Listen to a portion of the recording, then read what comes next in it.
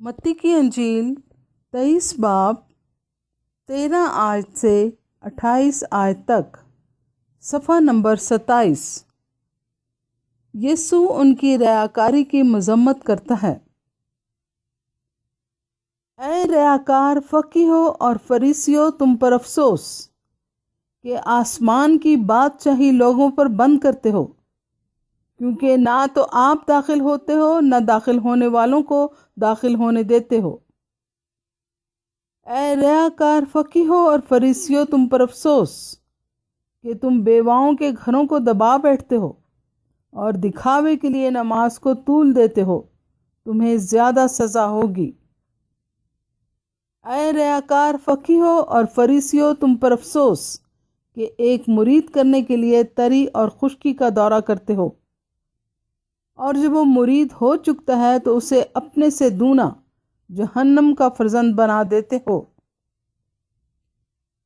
ऐ अंधे राह बताने वालों, तुम पर अफसोस जो कहते हो कि अगर कोई मकदस की कसम खाए तो कुछ बात नहीं, लेकिन अगर मकदस के सोने की कसम खाए तो उसका पाबंद होगा। ऐ अहम को और अंधो, सोना बड़ा है या मकदस जिसने सोने को मुकद्दस किया?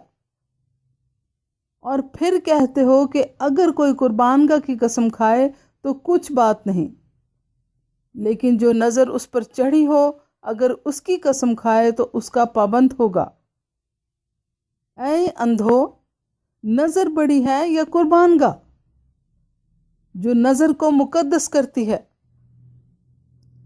बस जो कुर्बानगाह की कसम खाता है वो उसकी और उन सब चीज़ों की जो उस पर हैं कसम खाता है, और जो मकदस की कसम खाता है वो उसकी और उसके रहने वाले की कसम खाता है, और जो आसमान की कसम खाता है वो खुदा के तख्त की और उस पर बैठने वाले की कसम खाता है। ऐ रयाकार फ़कीहो और फरीसियों, तुम पर अफसोस कि पुदीने और सौंफ और ज़ीरा पर तो दाहिकी देते हो, पर तुमने शरीयत की ज़्यादा भारी बातों यानी इंसाफ और रहम और ईमान को छोड़ दिया है। लाजिम था कि ये भी करते और वो भी ना छोड़ते। ऐ अंधे राह बताने वालों, जो मच्छर को तो छानते हो और ऊंट को निगल जाते हो। ऐ रयाकार फ़कीहो और फरीसियों, तुम पर अफसोस कि प्याले और रकाबी को ऊपर से साफ करते हो, मगर वो अंदर लूट और नापरहेजगारी से भरे हैं। ऐ अंधे फरीसी, पहले प्याले और रकाबी को अंदर से साफ कर ताकि ऊपर से भी साफ हो जाएं। ऐ रयाकार फ़कीहो और फरीसियों, तुम पर अफसोस कि तुम सफ़ेदी फिरी हुई कब्रों की मानिंद हो, जो ऊपर से तो खूबसूरत दिखाई देती हैं मगर अंदर मुर्दों की हड्डियों और हर तरह की निजासत से भरी हैं।